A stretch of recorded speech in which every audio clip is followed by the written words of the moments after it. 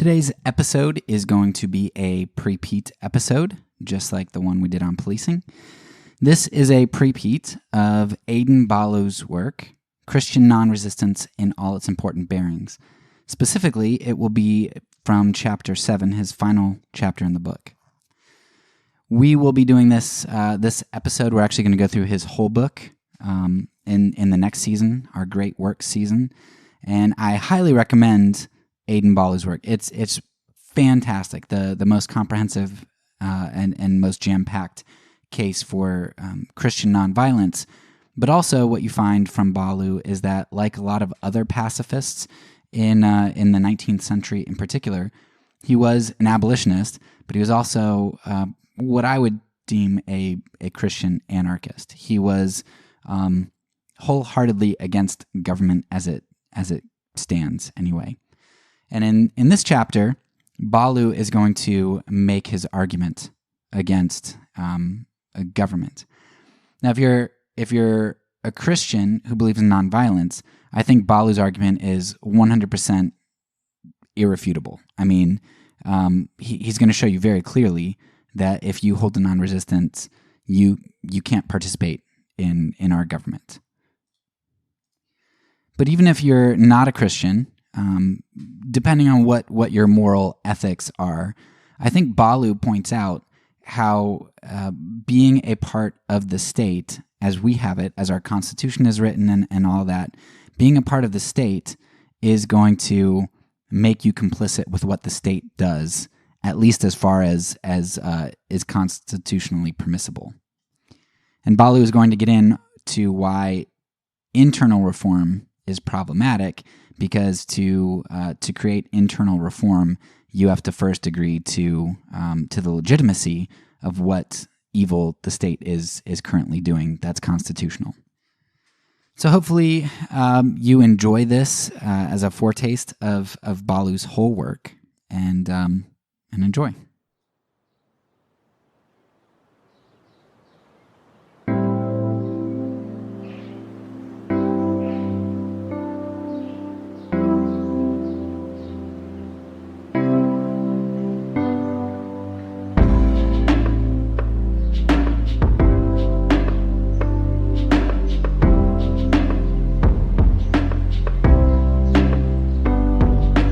Welcome back to the Fourth Way Podcast.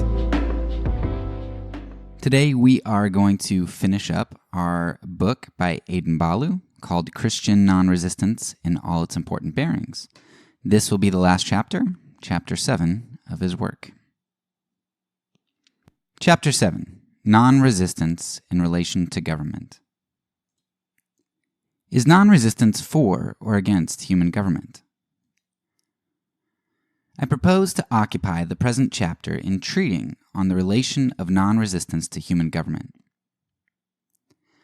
Is nonresistance, as defined and expounded in this work, for or against human government per se?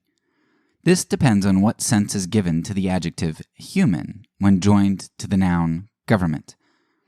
If human government be understood to imply or presuppose an inherent, original, absolute power in man to make laws and exercise discretionary control over man, nonresistance is against it. It denies any such inherent, original, absolute power in man and refers it to only God. In this sense, all rightful government is essentially divine, man being ever a subject, not a governor. And whenever he assumes to require anything repugnant to the divine law, he is a rebel against God and a usurper over his co-equal fellow man. Man cannot rightfully legislate or govern insubordinately to his Creator. He can only govern under and with the divine sanction. If this position needs any defense, non-resistants are prepared to maintain it against the world. None, however, but atheists and would-be deicides, the genuine no governmentalists, can be reckless enough to controvert it. But if human government be understood to imply only divine government, clothed in human forms, and administered by human organizations with merely incidental human imperfections, non-resistance is for it per se. It has no necessary opposition to it whatever. It recognizes man as by nature a social being. It sees the ties and dependencies of husband and wife, parent and child, friend and neighbor, smaller and larger community, and is essentially friendly to all social organizations, founded on love to God and man. Human government, in this sense, would be an organization of society, constitutionally deferential to the highest known law of God. It would disclaim and denounce all assumption of power to set up and enforce any law, regulation, or usage in violation of the natural equality and brotherhood of mankind. It would inscribe on its main pillars no resistance of injury with injury, no rendering of evil for evil. Evil can be overcome only with good. It would pledge its entire religious, intellectual, moral, physical, industrial, and pecuniary resources to the maintenance of the right education, good conduct, comfortable subsistence, and general welfare of all its population. It would declare and treat all its officers as servants of their brethren, entitled to no other remuneration than an equal subsistence and dividend of general profits with a mass of unofficials. It would know no such thing as government craft, and have no separate interests of its functionaries to be fattened at the expense of their constituents. It would disclaim all authority of its own, and rest all its legislation, its judicial decrees, and its executive proceedings on their intrinsic rectitude and fitness to promote the public good. It would put off all external display, pomp, parade, and childish insignia, and be a plain, simple business concern, provided with all things decent and convenient for its necessary use, and nothing more. It would incur no expense for distinction's sake, for show and dazzle. Man would make no wicked and foolish attempt to appear a god to his fellow worms. The most exalted servant of the people would need to dwell in no better house, eat no better food, drink no costlier liquids, wear no richer livery, ride in no better carriage, under a wise and righteous government than would be proper for every common citizen. He would be ashamed to wish anything better. He that will be chief among you shall be as he that doth serve. This is the pattern for the head of the Christian Republic. Such a government would verify the prophetic prediction, I will also make thy officers peace, and thine exactors righteousness. Violence shall be no more heard in thy land, wasting nor destruction within thy borders. Such a government there will yet be throughout the earth. It is coming in the dim, distant future. Christian non-resistance is its forerunner, and will hail its arrival amid the welcome shouts of an enlightened world.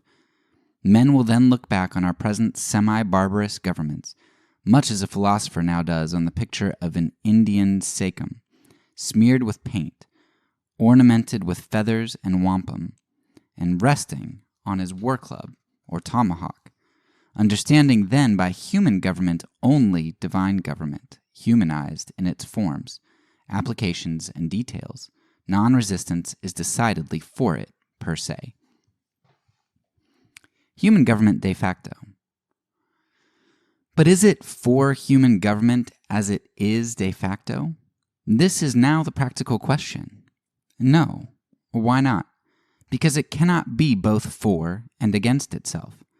Non-resistance cannot be for war, capital punishment, slavery, and all sorts of penal injury. Nor can it be for any government which is fundamentally for these things. These things are not reconcilable with non-resistance. Its adherents cannot therefore be voluntary participators in existing governments, not because they are opposed to government per se, but because they are utterly opposed to these fundamental evils with which all that is good in existing governments is inseparably interwoven. They demand a removal of these anti-Christian articles from our national and state constitutions before they can voluntarily participate in the government. Are they right in assuming this stand? Objection. No, says the objector. You are not clearly right to my apprehension in charging our national and state constitution with being necessarily for war, capital punishment, slavery, and penal injury. But if you are right in this, You are positively wrong in refusing to participate in the government till these things are expunged. If you will neither hold office, vote, nor bring actions at law under the government, how do you expect these evils are to be eradicated? You ought to take part in the government, if for nothing else, to effect the necessary amendments in our constitutions. Who is to remove these evils if you, who see and feel them, refuse to lift a finger to dislodge them? Stay in the government and reform it. You frustrate your own aims by non-participation. Answer. War, capital punishment, slavery, and many penal injuries have prevailed in the United States. They still prevail. Are they contrary to the fundamental law? Do they not flourish under its positive sanctions? I shall not go far out of my way to establish facts naked to universal observation, without meddling with fine-spun arguments designed to show that the federal Constitution is an anti-slavery instrument, or anticipating any ingenious plea which might be offered to demonstrate its consonance with Christianity in respect to capital punishment. I shall content myself with presenting an extract from the Constitution of Massachusetts, a state in the vanguard of human improvement, and two or three from that of the United States. These will show whether non-resistance can endorse even Republican constitutions, not to mention the written and unwritten ones of the Old World. Extract from the Constitution of Massachusetts.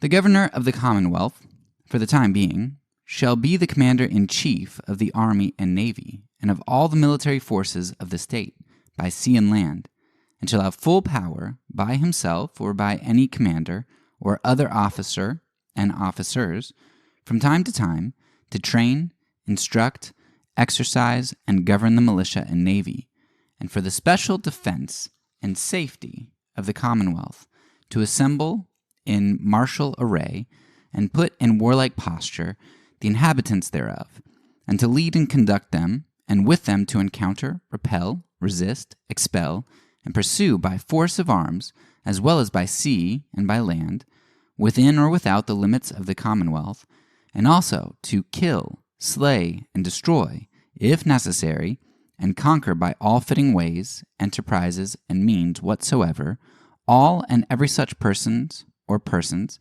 as shall at any time hereafter in a hostile manner attempt or enterprise the destruction, invasion, detriment, or annoyance of the Commonwealth, and to use and exercise over the army and navy, and over the militia in actual service, the law martial in time of war and invasion, and also in time of rebellion declared by the legislature to exist, association shall necessarily require, and to take in surprise by all ways and means whatsoever, all and every such person or persons, with their ships, arms, ammunition, and other goods, as shall, in a hostile manner, invade or attempt the invading, conquering, or annoying of this Commonwealth.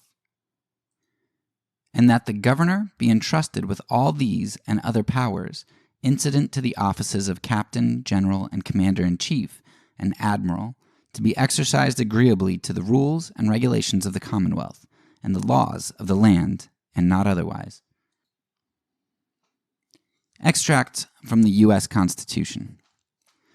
The Congress shall have power to define and punish piracies and felonies committed on the high seas, and offenses against the laws of nations, to declare war, grant letters of marque and reprisal, and make rules concerning capture on land and water, to raise and support armies, to provide and maintain a navy, to provide for calling forth the militia to execute the laws of the Union, suppress insurrections and invasions, to provide for organizing, arming, and disciplining the militia.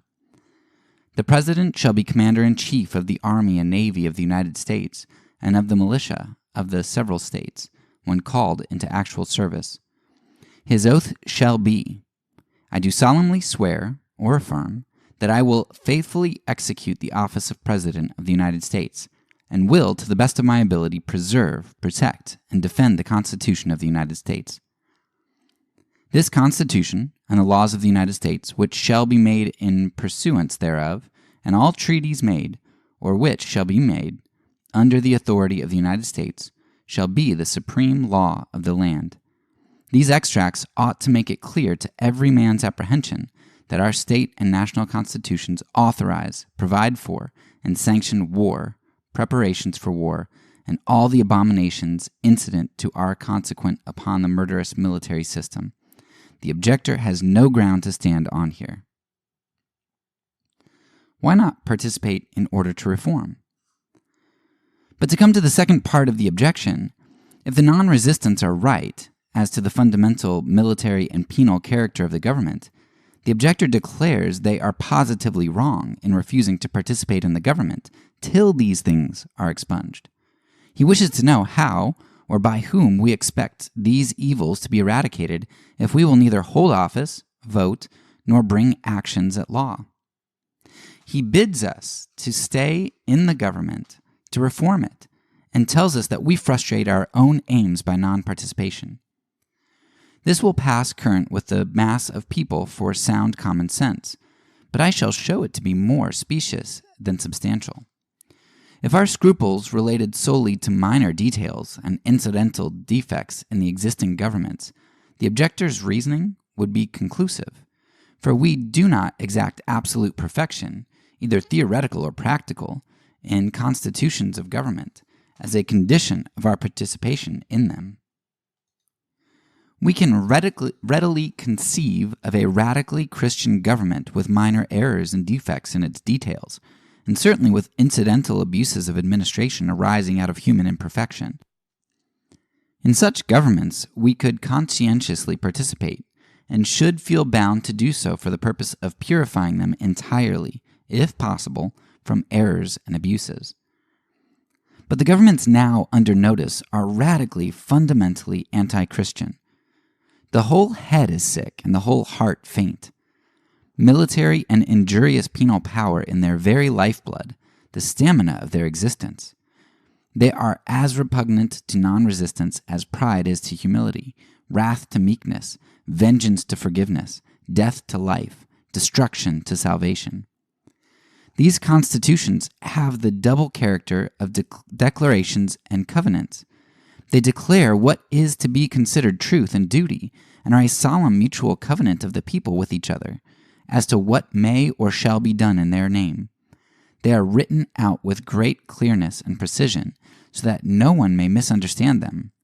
When a man assents to them, or swears to support them, or acknowledges himself a party to the compact established by them, they become, to all intents and purposes, declarations of what he regards as truth and duty, and a pledge on his part that he will faithfully cooperate in carrying them into full effect.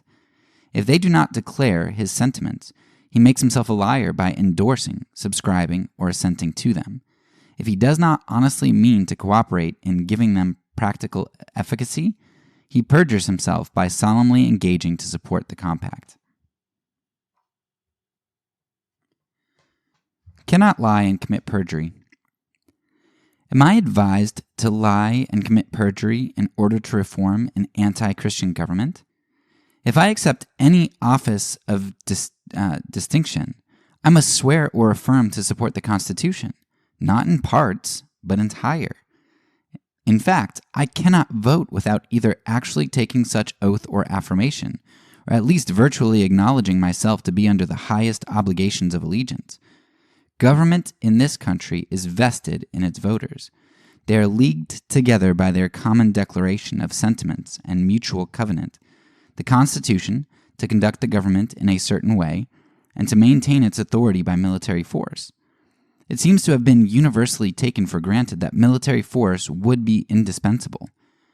It is therefore a gross fraud and imposition for any man to appear at the ballot box as a voter, who is at heart false to the Constitution, who does not mean in good faith to abide by and support it, and just as it is, till it can be constitutionally amended. This is what a non-resistant cannot do, without treason to the divine government, without trampling underfoot the precepts of Jesus Christ. Would the objector have me join an association of persons who covenant that their governor shall be commander-in-chief of the army and navy, and of all their military forces by sea and by land? Whose army, navy, and military forces? Mine?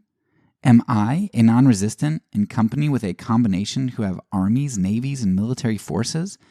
And do I agree that our chief servant shall be commanded these? That he may lead them forth to kill, slay, and destroy our enemies?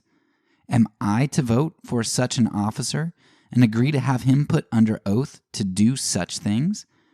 A most exemplary non-resistant indeed. Should I not speedily convince the common mind that I was amazingly opposed to war and all its kindred deeds?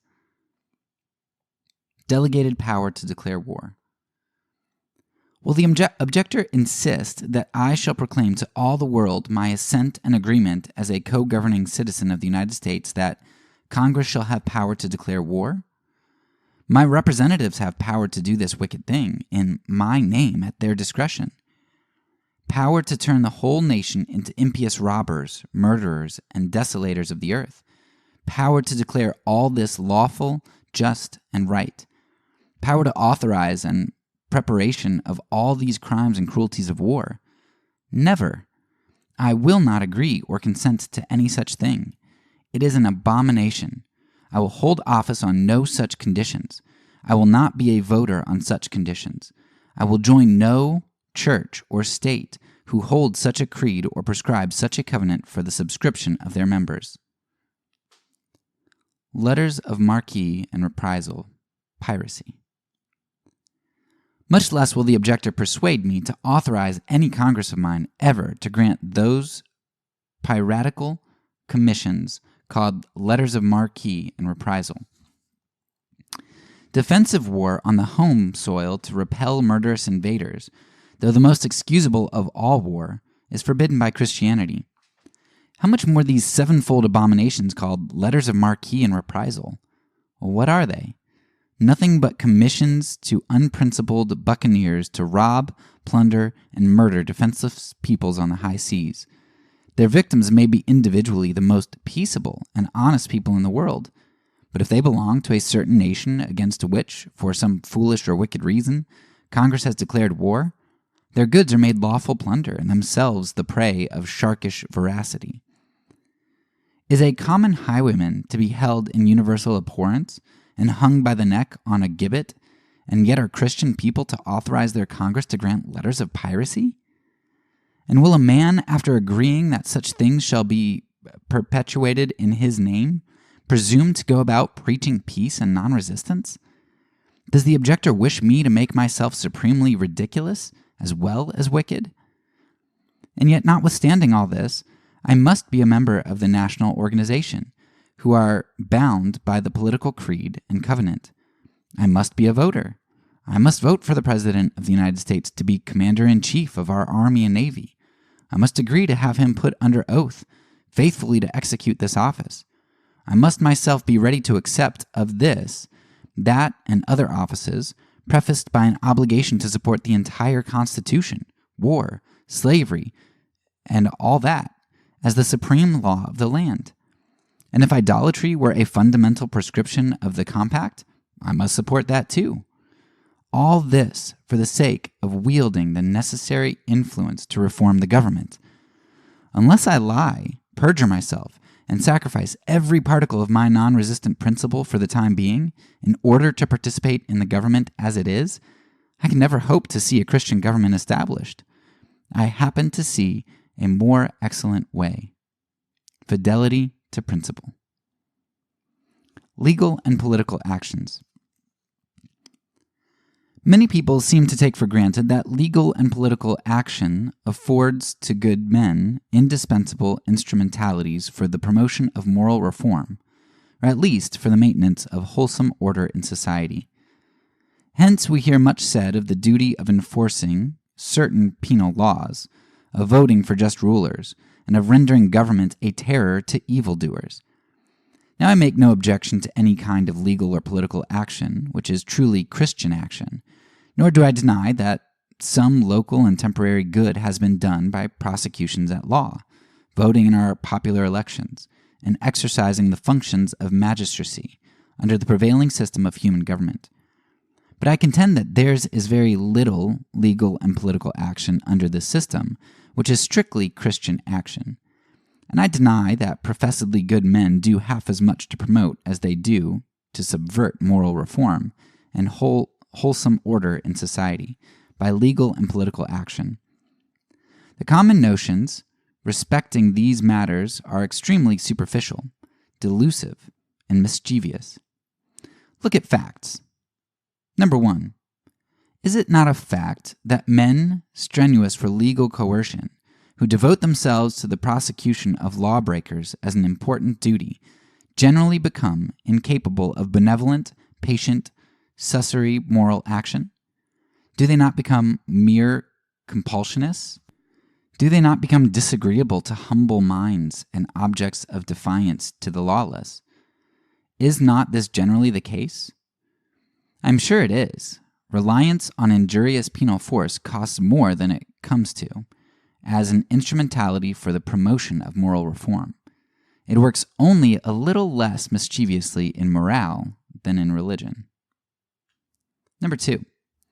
Is it not a fact that equally good men are divided among all the rival political parties, and that under pretense of doing their duty to God and humanity, they vote point blank for and against the same men and measures, mutually thwarting, as far as possible, each other's preferences?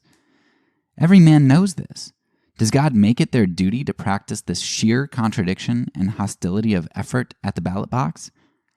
Does enlightened humanity prompt it? No. There must be a cheat somewhere in the game. The Holy Ghost does not blaspheme the Holy Ghost, nor Satan cast out Satan. Either the men are not good, or their notions of duty are false. Number 3. Is it not a fact that the most scrupulously moral and circumspect men in all the rival political parties are uniformly found, with very rare exceptions, either among the rank and file of their party or in the inferior offices? Are our wisest and best men of each party put forward as leaders? Are not the managers, the real wire pullers, generally selfish, unscrupulous men? Whatever may be the exceptions, is not this the general rule? We have all seen that it is. How then is it to be accounted for on the supposition that political action is so adapted to moral reform and wholesome order in society? The facts contradict the theory. The good men in political parties are not the leaders, but the led. They do not use political actions to a noble end, but are themselves the dupes and tools of immoral managers, put up or put down, foremost or rearmost, in the center or on the flank, just as they will show and count to the best advantage. All they are wanted for is to shake and count against the same class in the other party. Their use is to give respectability, weight of character, and moral capital to their party. They are the stool pigeons, the decoy ducks, the take-ins of their managers. The way they are used and the game of iniquity played off are the proof of this. Yet this is what many simple souls call having influence. Number 4. Is it not a fact that of the very few high-toned moral men who happen to get into the headquarters of political distinction, not 1 in 10 escapes contamination or utter disgust? And now, what do all these facts prove? That under the present system of government, legal and political action is generally anti-Christian. That political good men are influential chiefly as tools for mischief, and that non-political good men are the most likely to render legalists and politicians decent in the affairs of government. How to reform government. Existing governments have their merits. They might be worse than they are. They are as good as the great mass of the people demand or are capable of appreciating. If full-grown Christian constitutions were proffered to them, they would vote them down with contempt. If we could cheat them into the reception of one, they would not know how to live under it. Governments are correct exponents of the aggregate religious light, moral sentiment, and intellectual development of the people living under them. People with a false and low religion, a false and low morality, a low and underdeveloped intellect will have a corresponding false and low organization of society, false and low government. An Esquimaux Hottentot, or New Hollander, would devise and administer an Esquimaux, Hottentot, or New Holland government. The reason why we have not a Christian government is that our people are not, in the aggregate, a Christian people. The aggregate religion is far below the Christian standard. The aggregate conscience and moral sentiment of the people is semi-barbarous, and their aggregate intellect is not yet sufficiently improved by knowledge and discipline to see how low their religion and morality is. They are therefore not even ashamed of war and slavery. They do not see that these gross abominations are their disgrace and curse. We have got to enlighten them, expand their intellects, purify their moral sentiment, quicken their consciences, and reform their religious ideas. This is not to be done by voting at the polls, by seeking influential offices in the government, and binding ourselves to anti-Christian political compacts. It is to be done by pure Christian precepts faithfully inculcated, and pure Christian examples on the part of those who have been favored to receive the embrace the highest truths. They must hold up the true standard, let their light shine, and patiently persevere in the great work of creating a new heart and a new spirit in the people. They must do nothing to disparage or hinder whatever is good in the existing order of society and government. Still less must they do anything to hinder their own pure testimony, either by seditious opposition to government or by voluntary participation in its sins.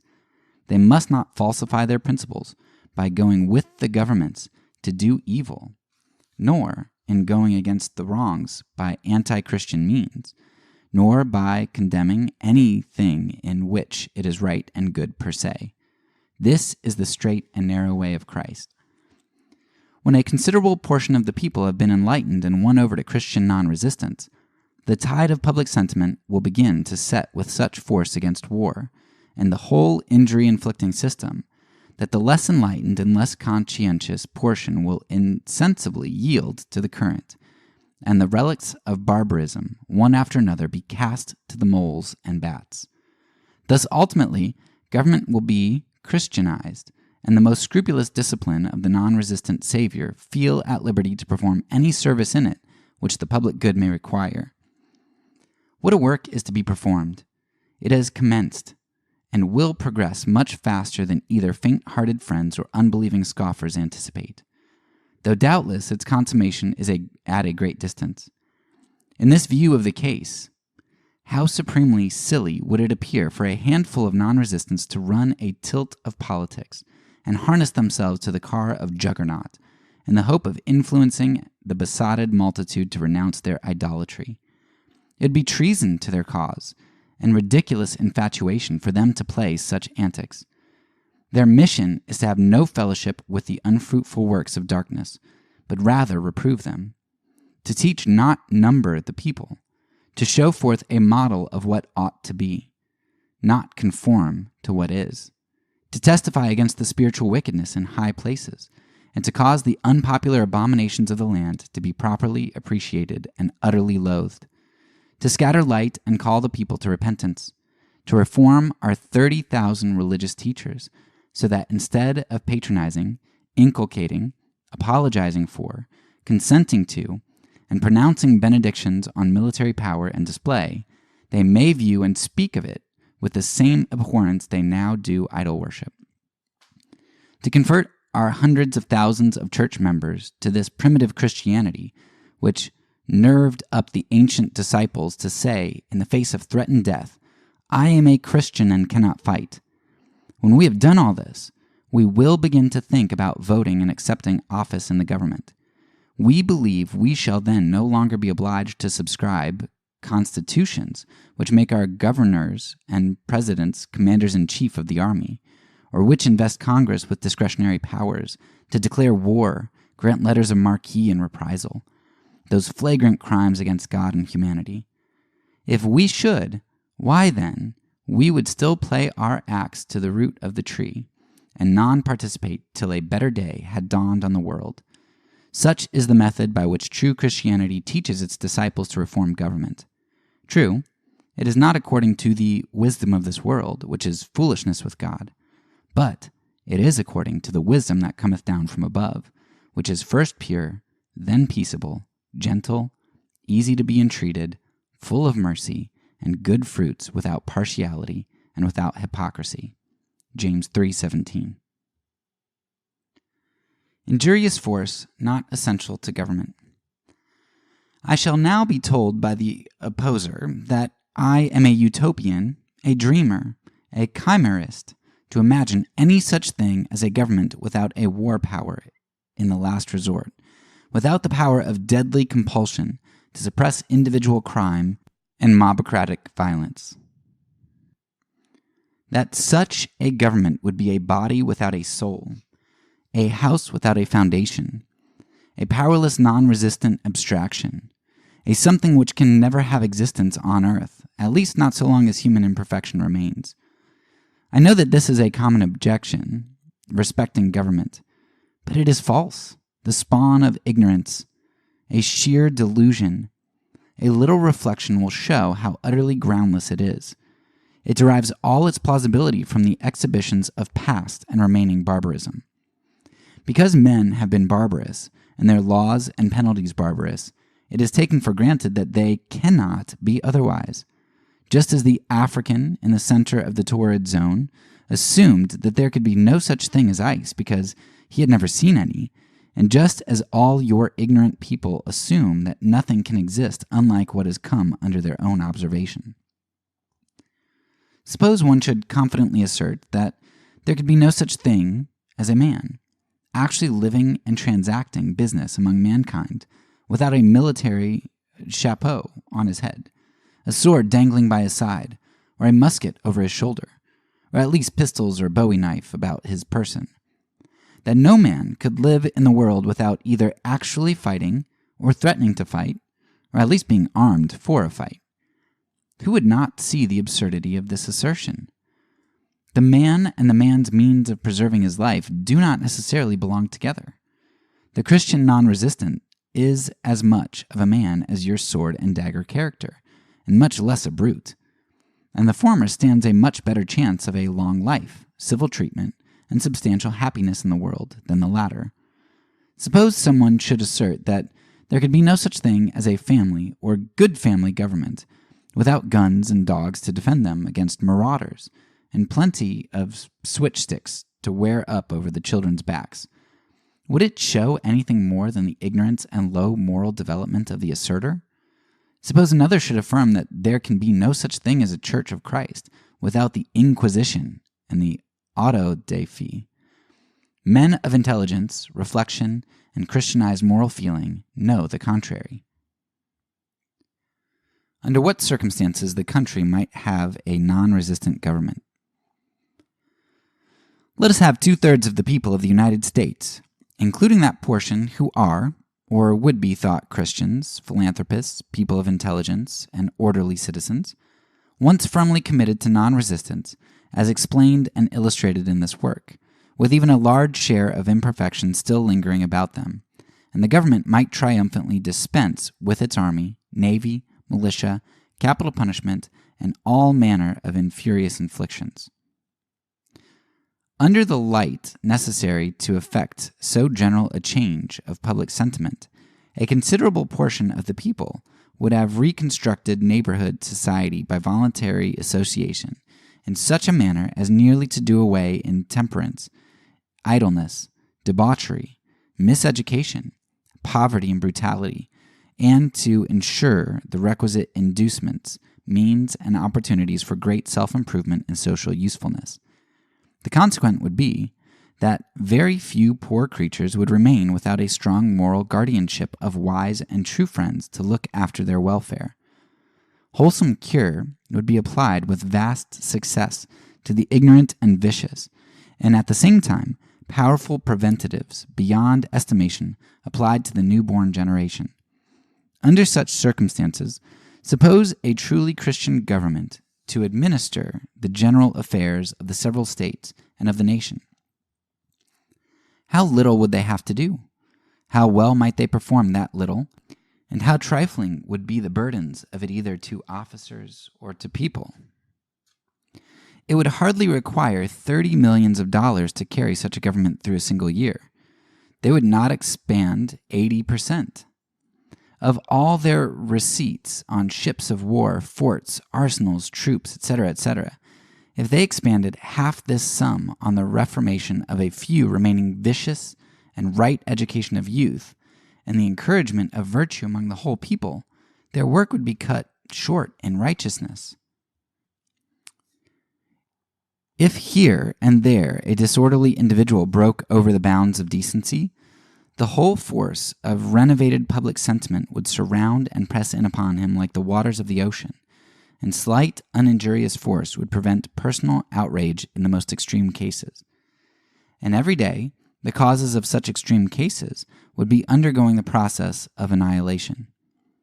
Meantime, England and the other great nations, between whom and ourselves there is such a frequent and increasing familiarity of intercourse, would vie with ours, not which should have the strongest army and navy and be able to do the most mischief, but which should lead off in the glorious work of reforming, improving, and blessing the human race.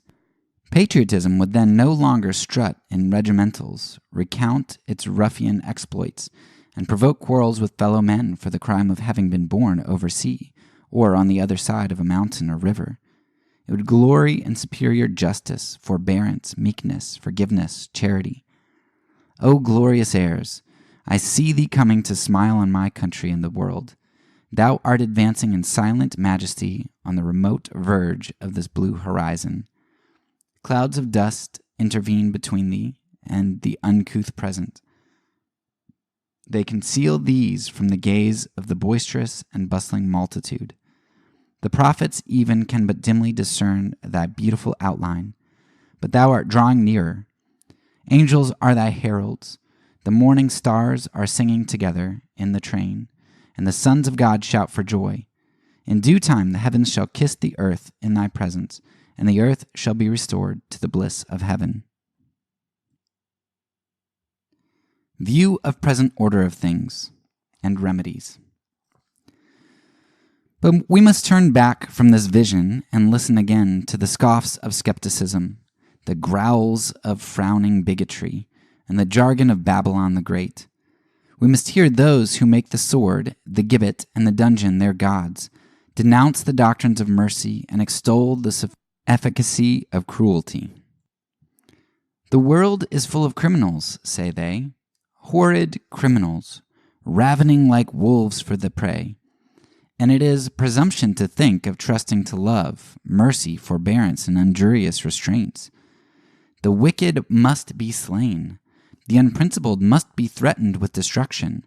The lawless must be held at bay by the terrors of the halter and the cell. Mankind are too depraved to be held and treated as brethren.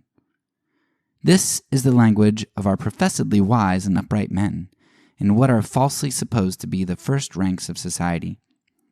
But it is the language of men who need to be born again before they can enter into the kingdom of God.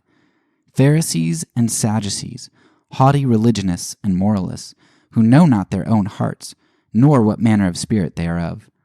They look not into the cause of crime. They feel not for their fellow creatures, who are born and have lived under the worst possible circumstances. They see not that 9/10 of the crimes of those whom they glory in bringing to the punishment might have been prevented had good people, so-called, been good enough to care for others beyond the precincts of their own blood relationship. They themselves are great sinners and need great mercy, yet they have little compassion on their fellow sinners of a lower grade. They live in a sort of conventional decency and imagine it to be true morality. They are clothed with the fashionable garments of a superfine selfishness, and vainly imagine themselves acceptable to God. They are supremely covetous of this world's goods, and revel in the midst of extravagance, yet think only of the guilt and deserved punishment of thieves and robbers. Let them spare their maledictions against the punishable class of their fellow creatures. Let each one of them seriously ask the following questions.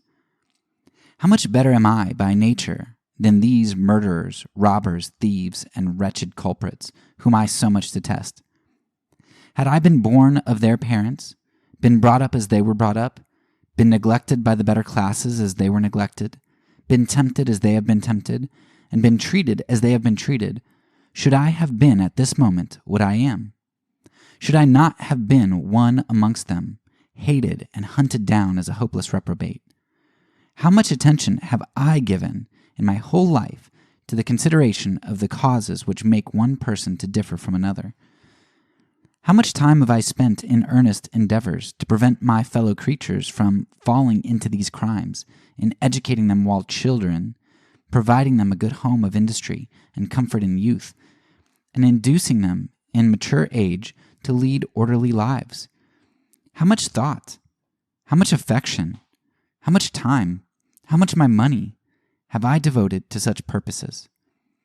Have I considered these things? Have I brought up my family to consider them? Have I proposed them to my neighbors? Have I brought them before my religious or literary associates? Have I tried by precept, persuasion, and example to unite my friends in preventing pauperism, vice, and crime? Or have I thought chiefly of deterring and punishing crime? Have I been spending nearly all my attention and efforts on myself and my own family to obtain wealth, distinction, fame, self-aggrandizement, and self-indulgence? Have I not been living all this time to myself and for my own little circle of relations and friends? What has my religion done towards making me a Christian after the pattern of Jesus? What has my morality amounted to but worldly decency? And have I not done some things in secret in spite of all my religion and morality, which if known to the world would plunge me into the depths of disgrace? What have I to boast of? Why am I so intent on punishing instead of forgiving and reforming my less fortunate fellow sinners? Would not such a self-examination as this essentially humble and chasten many a self-righteous person? The truth is, if 1/100th part of what the better classes of society now acquire contrary to the law of love, and expand on themselves to their positive hurt, were faithfully devoted to the prevention and reformation of crime, scarce an offender would remain in society, if no more than what is expended in detecting, trying to punish criminals, were judiciously applied to the work of prevention and reformation. It would accomplish 10 times more for society than it now does. But alas, as undertakers live and flourish by burying the dead, so there are not a few in the present organization of society who live by hunting and punishing criminals. And yet, many of the worst offenders luxuriate in perfect impunity, fortified by bulwarks impregnable to the penal laws. At the same time, the ordinary acquisition of property, by what are called the better classes, the criers out for a punishment, is only a fashionable species of gambling and extortion in which the cunning, the fortunate, and the unscrupulous carry off the stakes amid the perpetual grumblings of the unlucky losers. Besides this, intemperance and licentiousness are permitted to allure millions through their licensed portals at the chambers of hell, and slavery shakes her whips and chains over a sixth portion of a professedly free people, under the protection of our star-spangled banner. Is it any wonder that such a state of things, such a religion, such a morality, such unbridled acquisitiveness, such selfishness, and such oppression of the governing portion should breed, foster, and perpetuate all manner of vice and crime in the under classes of society? Not at all. Therefore, Christian non-resistance protests against the wickedness of the punishing, as well as the punished classes. It proposes and insists on a radical reform. And when this reform shall have gone forward to a certain point, a government untainted by military power or penal injury will be both practicable and certain. To show that such a government is possible, I will now present a clear, discriminating, irrefutable extract from M. Guizot, Prime Minister of France. Extract from Guizot's letter.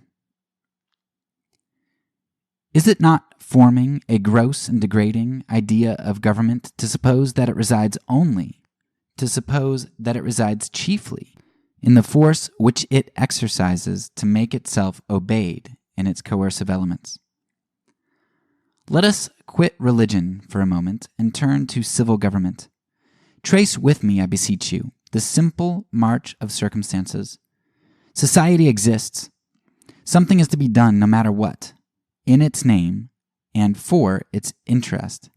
A law has to be executed, some measure to be adopted, a judgment to be pronounced. Now, certainly, there is a proper method of supplying these social wants. There is a proper law to make, a proper measure to adopt, a proper judgment to pronounce.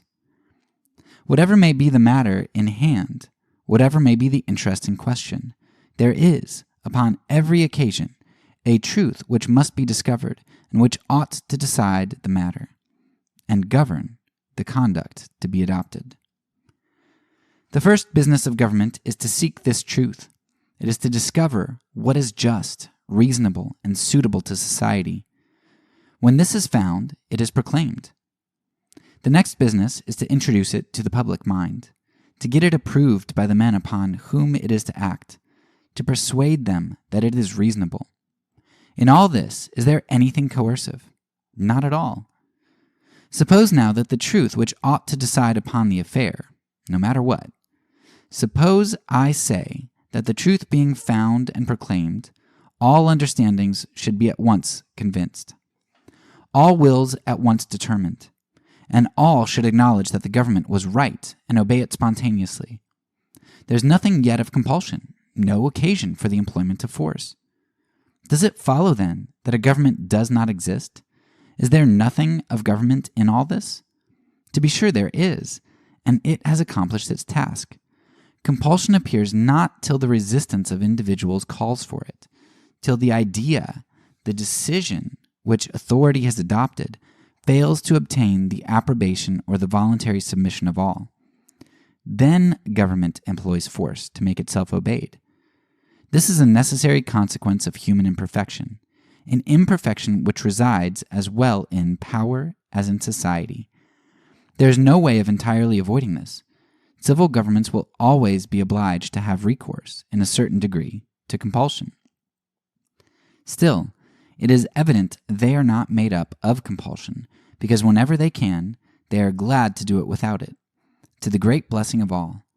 And their highest point of perfection is to be able to discard it, and trust to means purely moral, to their influence upon the understanding, so that in proportion as government can dispense with compulsion and force, the more faithful it is in its true nature, and the better it fulfills the purpose for which it is sent. This is not to shrink, this is not to give way, as people commonly cry out.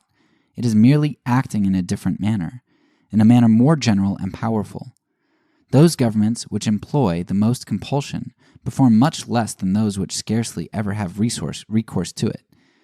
Government, by addressing itself to the understanding, by engaging the free will of its subjects, by acting by means purely intellectual instead of contracting, expands and elevates itself. It is then that it accomplishes most and attains to the greatest objects. On the contrary, it is when a government is obliged to be constantly employing its physical arm that it becomes weak and restrained, that it does little and does that little badly. The essence of government, then, by no means resides in compulsion, in the exercise of brute force. It consists more especially of a system of means and powers conceived for the purpose of discovering upon all occasions what is best to be done, for the purpose of discovering the truth which by right ought to govern society, for the purpose of persuading all men to acknowledge this truth, to adopt and respect it willingly and freely. Thus I think I have shown that the necessity for and the existence of government are very conceivable, even though there should be no room for compulsion, even though it should be absolutely forbidden. From the History of Civilization in Europe, Lecture 5. Conclusion.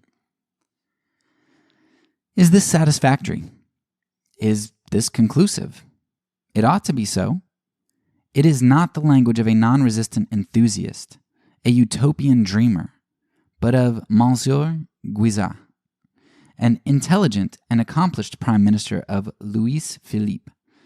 Let the arrogant condemners of this idea of a pure Christian government resolve the matter and consider whether their skepticism arises out of knowledge or ignorance.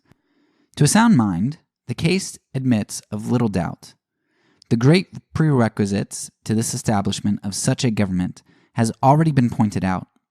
It is religious, moral, and intellectual reform among the people, superinducing in them a more Christian faith, a more Christian conscience, a more enlightened intellect, and a purer morality. This noble work non-resistance espouses, and will unfalteringly prosecute, is to its blessed consummation. To carry it forward, the faithful will lay aside pecuniary, political, military, and all worldly ambition, every weight that encumbers, and press forward to the mark for the prize of the high calling in Jesus Christ, despising the cross and enduring the shame, till they enter into his glory and partake of the true majesty of this kingdom. He is King of kings, the Lord of lords, and the kingdoms of this world shall at length become his in righteousness and peace.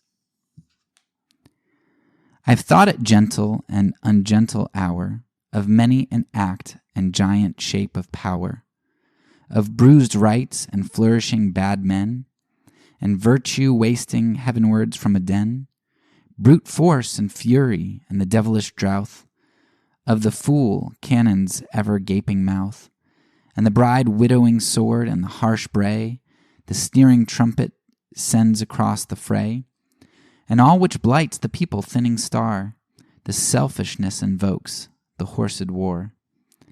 Panting along with many a bloody mane, I've thought of all this pride and all this pain, and all the insolent plenitudes of power, and I declare by this most quiet hour, that power itself has not one half the might of gentleness. 'Tis want to all true wealth. The uneasy madman's force to the wise health, blind downward beating to the eye that see, noise to persuasion, doubt to certainty, the consciousness of strength in enemies, who must be strained upon, or else they rise. Whereas all shrieks and clangs with which a sphere undone and fired could rake the midnight sky, compared with that vast dumbness nature keeps throughout her starry deeps, most old and mild and awful and unbroken, which tells a tale of peace beyond whate'er was spoken. Leigh Hunt.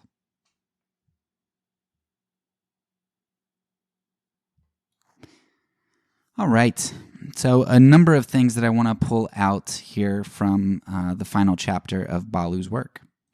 First, something that that if you've listened to this podcast for a while, you've heard me mention it a number of times.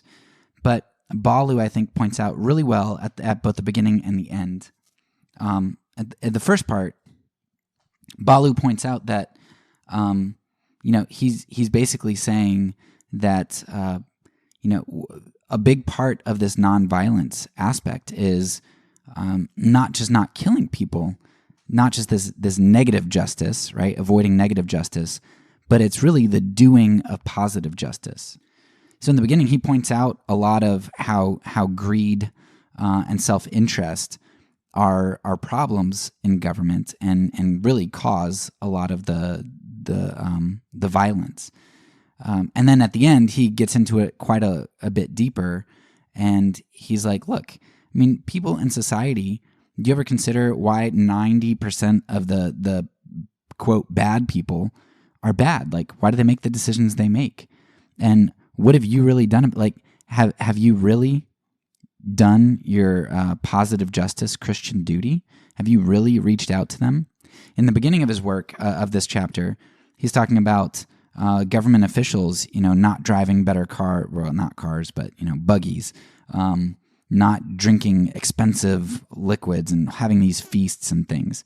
He's like, look, government officials, they set themselves up as this other class that enjoys all these things while their constituency, a portion of them, suffers. He's like, that's wicked.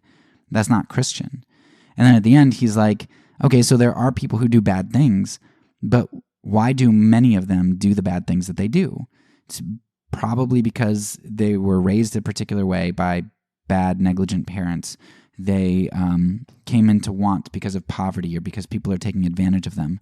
And in large part because we're not doing our positive justice. as individuals, as Christians, but then the government's not doing positive justice. Because what is the government spending its money on? By and large, warfare. And you see this also in, Dwight Eisenhower had this famous speech where he says, every bomber airplane is like 10 schools, whatever he says. His point is, look, a decision to spend money on military is a decision to not do positive justice. And that's a double whammy for a Christian, because not only are we not doing positive justice, but then what we are spending our money on is either self-interest or negative justice, right? We're going and we're killing people through warfare. So it's a double whammy for Christians, which Ballou points out. And we have talked throughout the seasons how it's interesting for me personally. I came to nonviolence through a dissonance that was created by my exposure to working with the poor. And working with the poor, I realized I am not like Jesus. Jesus was radical. And when I realized that Jesus was radical and my life was not, in regards to positive justice and poverty, if I'm really supposed to give to the beggar, maybe I really am supposed to forgive my enemies. Maybe I really am supposed to love them too. Maybe I am supposed to do good to them. Maybe I am supposed to turn the other cheek. All those things, but come into view. And most of us aren't going to go and fight in a war or have dealings with violence face to face. But we do get opportunities, with more frequency at least, to come face to face with those in need, with the poor. And I think seeing the poor, working with the poor, coming in contact with that experience is a gateway for accepting Jesus. And it makes sense. I mean, like, look at his Beatitudes and the way that he talks about the poor and the outcast. Theirs is the kingdom of heaven. And when you come in contact with those people, you come in contact with the kingdom of heaven, and you get the choice to either take it or leave it. Do I really want to be in the kingdom of heaven because the kingdom of heaven is such as these? Do I want to be in with a bunch of poor people and kids if that's what the kingdom of heaven is like? Am I willing to humble myself and accept that? So it's really not surprising to me that kind of at the culmination of Ballou's book, poverty and positive justice are a part of it. So sure, his book is about why we shouldn't participate in negative justice, but a huge, huge aspect of that is going to be, because the Christian kingdom provides an alternative. We are a kingdom that does positive justice. And when we do positive justice, we have less of a felt need for negative justice, because it not only is it just better and it's the way that God created it to work, but also, don't you think it's a little bit more efficient to do positive justice? It might be hard at first to forgive a murderer. Maybe you think that he's going to go out and murder somebody else, and maybe he will. But as we start to do positive justice, we create less victims and we cut off a cycle of violence. And that might involve us eating the cost at first, initially, and having to deal with that. But long term, it's more effective too, because we build people up. I know that they're doing this in different communities, like with gangs and trying to have mediators and interventions. And there are lots of peacemakers doing great work across the world, trying to facilitate this type of thing. Another thing that stood out in this section was it reminded me of when we talked about our individual self-defense. What would you do if somebody comes into your home to harm you? And John Howard Yoder has a book called What Would You Do?, in which he highlights something that I think Ballou hits on perfectly right here too, where Yoder basically says, hey, look, you really don't care about, about self-defense. Because, and I'll use a more modern war because Yoder uses the Vietnam War since that's what he's writing in. But he's like, look, when your military goes over and kills a bunch of civilians, which that's what our military does. They kill a lot of civilians, not saying on purpose, but it happens, right? Yoder's like, you're not really fighting for them. You say, well, that's just kind of collateral damage. It happens in warfare. That's just kind of reality. And but we've got to do it because that's the right thing. We got to go to war with this country. And Yoder's like, you don't care about self-defense. You don't care about those other people who are dying at the hands of aggression. The reason you want to maintain self-defense is because you want defense for your family, like for your things. You want to protect your things. And really, Yoder boils it down to being self-defense is largely about self-interest. Sure, we don't want our family to die. Get that. But we're okay with the Afghani collateral damage. We're okay with the Vietnamese collateral damage. But if doing the right thing means not killing somebody else or attacking somebody else, including an aggressor, we're not okay with our family being collateral damage for doing the right thing. And that's a big simplification. You should go back and listen to that episode if you want it kind of hashed out more. And I think I quote Yoder, but self-interest is a huge part of this discussion when it comes to violence, because a lot of violence is a result of our selfishness and self-focus, hoarding resources, greed, protecting those resources, all that kind of stuff. And so you find that quite often poverty and social justice are inextricably linked with the idea of violence and nonviolence. Why do we go to wars? Why do we kill? Why do we have harsh sentences?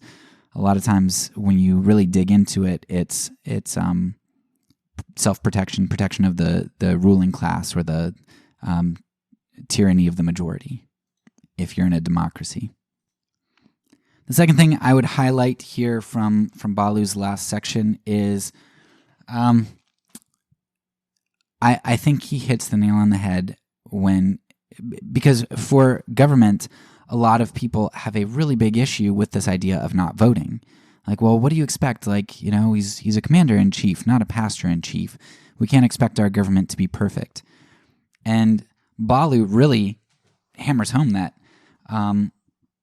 basically, if you vote and if you involve yourself in government, you are agreeing to promote the things that the Constitution, state or federal, the things that says. And so what does it say? It says that, you're voting for a commander-in-chief. You're voting for somebody to go to war, to be in charge of militias, to exact punishment, like all these things. And so whatever the government does that's constitutional, they do in your name.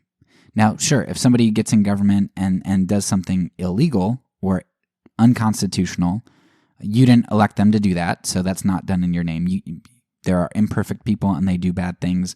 You're not responsible for that. But for the things that they do under the Constitution, you are responsible for. If you voted for one of the presidents that was that participated in the war in Afghanistan, which I did, I voted for Bush the first time, and I think I voted for him the second time, and then whatever. I voted in all the elections up through 2016. I didn't vote in the last one, 2020, whatever that was. I gave them free rein to do what they did. The civilian deaths, as well as the Yemeni children who are starving, the Yemeni people who are starving, because my government is in league with Saudi Arabia and propping them up. I have culpability in those events because I gave my government permission to use my name to do whatever they did that was constitutional. I have blood on my hands. And that's serious. So, and Ballou says, well, if you're nonviolent and you try to go through the government and say, well, I'm really nonviolent, but I'm going to vote so I can get on the inside and then and disrupt it from the inside and vote for nonviolent things. He's like, well, then you're just a liar because you say that you're agreeing with these things, but really you don't. So you either have to be a perjurer or you have to be complicit with what the state does. And Ballou, shows us that, well, what really needs to happen is we need to not support those things. And sure, it's idealistic to think that tomorrow we're going to have the vast majority of the American public who is practicing Christians who are doing positive justice and refuse to do violence. Yeah, it's not going to happen tomorrow, but it's not going to happen at all if people don't change and make Christ their king. And so our job is not to worry so much about the practicality of things, but to do what's right, to be faithful. So I just love how Ballou so well shows that the logic, the moral logic of participation in governmental system. Now, if you're not nonviolent, it probably doesn't weigh on you nearly as much as it does if you are nonviolent. I don't see how you can morally, logically, philosophically adhere to nonviolence and not be a Christian anarchist. That's very difficult for me to see. I don't understand how you can participate in government as it is. Any government in the world, I think any national government in the world, I don't know how you can participate in it and be consistently nonviolent. If you're not for nonviolence, I still think, the government does so many objectively bad things that are constitutional. I just don't know how you can still justify that, even if you are for violence and the penal system and things.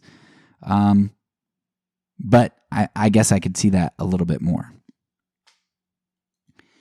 So anyway, that wraps up our time with Ballou.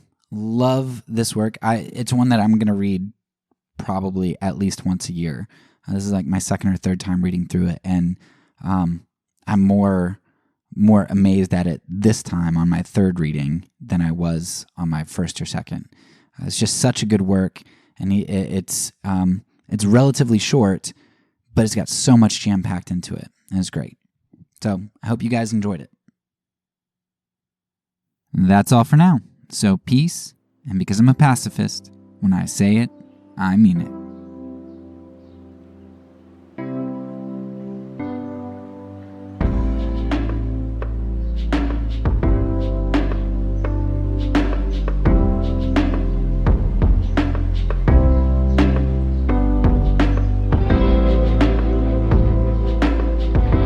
This podcast is a part of the Kingdom Outpost Network.